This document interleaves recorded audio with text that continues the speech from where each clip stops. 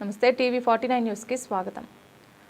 ఆలగడ్డ పట్టణం 19వ సెంటర్కు చెందిన అంగన్వాడీ కార్యకర్త సుజాతపై కొందరు వ్యక్తులు కక్ష సాధింపు చర్యలకు పాల్పడి తప్పుడు ఆరోపణలు మరియు అసత్య నివేదికలతో ఆమె ఉద్యోగాన్ని కోల్పోయేలా కుట్ర పన్నుతున్నారని మాలడ సంక్షేమ అభివృద్ధి సంఘం రాష్ట్ర అధ్యక్షులు పెన్నం సుధాకర్ ఆందోళన వ్యక్తం చేశారు.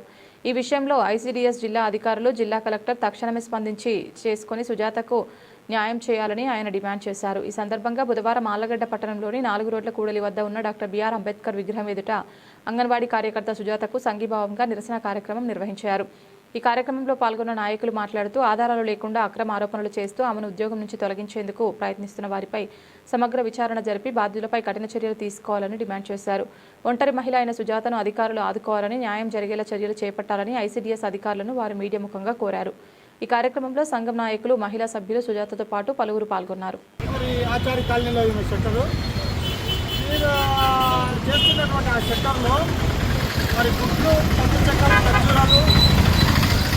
ఏదైనా ఉందో కట్టుకాళ్ళు చెప్పినాయని చెప్పేసి మరి దశగిరమ్మ వీళ్ళందరూ కలిసి మీద ఒక కంప్లైంట్ ఇచ్చి తీసేయడం జరిగింది. కానీ అది ఎంత మటుకు నిజము కాదు అనేది ఎంక్వైరీ లేకుండా వీళ్ళు తీసేసినారు. వీళ్ళు వచ్చేసి నేను కేవలం ఒక హిందూ మాలలు అయినందుకు నన్ను తీసేస్తున్నారని మమ్మల్ని కలచడం జరిగింది. కానీ ఇది కలెక్టర్ గారి వరకు ఇది వెళ్ళిందో లేదో మాకు తెలియదు.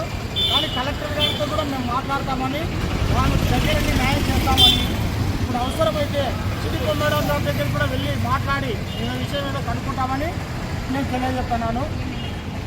జై భీమ్. నమస్కారం, నా పేరు మంచి సుజాత. ఆలగడ్డలో ఆచారికంగా 20 పనిచేస్తున్నాను. నేను 16 ఏళ్ళ నుంచి ఉద్యోగం చేస్తున్నాను. నాపై అధికారులు కుమ్మక్కయ్యి దాన్ని ఇట్లా వేధిస్తున్నారు. దశగిరమ్మ మేడము ప్రతిసారి నా సెంటర్కి వస్తూనే ఉంది. దశగిరమ్మ అంటే ఎవరు? సూపర్వైజర్. ప్రతి నెలలో 20 సార్లు సెంటర్కి వస్తూనే ఉంది. ఆమె చెప్పితే నేను అన్ని పంచినాను.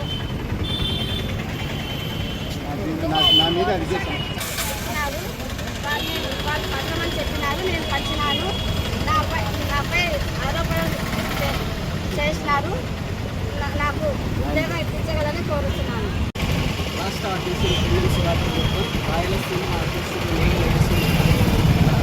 వచ్చేసి మీడియా మీటింగ్లో ఇక్కడ వచ్చిన వాళ్ళందరికీ నా హృదయపూర్వకంగా ఉన్నారు. వచ్చేసి ఈ బాధితురాలు వచ్చేసి అన్యాయం జరిగిందని మమ్మల్ని కోరడం జరిగింది. ఏమంటే ఉండే వాస్తవాన్ని మాకు తెలియజేస్తుంది. వచ్చేసి 4 లక్షల సరిగ్గా దాంతో వాళ్ళు ఉద్యోగం చూస్తారని చెప్తున్నారు. 4 లక్షల సరుకు ఆడ వచ్చేసి డైలీ పోయి నెలకు 20 సార్లు చెకింగ్ చేస్తారు. చెకింగ్ చేస్తారు, ఫోటో తీసుకుంటారు. వచ్చేసి గుడ్డు తీర్చే వ్యక్తి ఇన్ఫర్మేషన్ ఇస్తారు కంపల్సరీ. ఏ పలానా చోట గుడ్డు తీర్చినానని ఇన్ఫర్మేషన్ ఇచ్చిన తర్వాత ఇన్ఫర్మేషన్ తీసుకునే వ్యక్తి మన చోట తీర్చినారు పాత్ర ఆలోచన ఇస్తారు. నెక్స్ట్ వచ్చేసి సిచ్యువేషన్ డైలీ వచ్చి చెక్ చేస్తారు, చెకింగ్ చేసుకుంటూ పోతారు. ఇవన్నీ చెకింగ్ చెప్పినా ఇవన్నీ పంచుకుంటూ పోతానండి. ఎందుకంటే 15 సంవత్సరాల నుంచి ఉద్యోగం చేస్తానండి.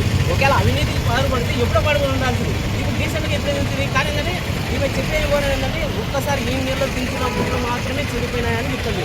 కానీ దాని వెనుకల రహస్యం ఏంటంటే ఈమెను శరీరకంగా అనుభవించాలన్నా కొందరు పాల్పడ్డారు. ఈమె ఏంటంటే సహకరించకుండా వాళ్ళకు వ్యతిరేకంగా మాట్లాడి సూపర్వైజర్ మేడం కూడా కంప్లైంట్ ఇచ్చింది.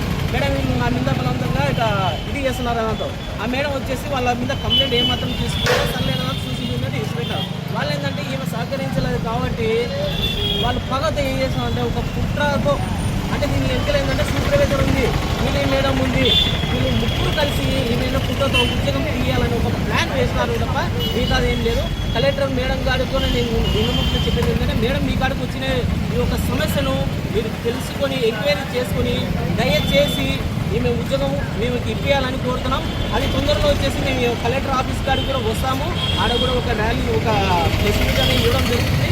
కలెక్టర్ మేడం మీ కాడికి కూడా వచ్చి మీతో కూడా మేము మాట్లాడతాం. ఈ పరిష్కారం ఎట్లా అనేది మేము చేస్తాము. దయ ఉంచి ఈ అధికారులు అనేది ప్రతి ఒక్కరు తెలుసుకొని ఈమెకు తగిన న్యాయం చేయాలని కోరుతున్నాను. జై భీమ్.